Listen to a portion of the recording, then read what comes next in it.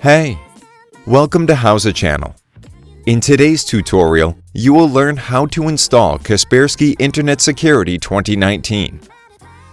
Open your web browser and paste the link you can find in the description box down below.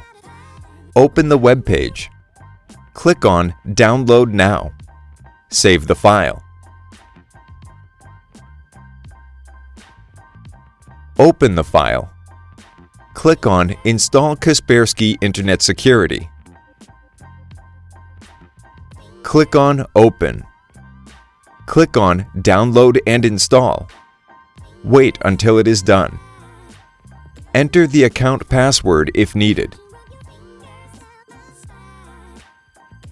Click on Done. Open the Kaspersky app. Click on Try. Click on Activate Trial Version. Click on Finish. Click on Install Extensions Later. Click on Install Later. That's it. Thanks for watching the video. Please like it and let us know if you use any of our tips and tricks. Subscribe to our channel. We upload new tutorials every day. See ya!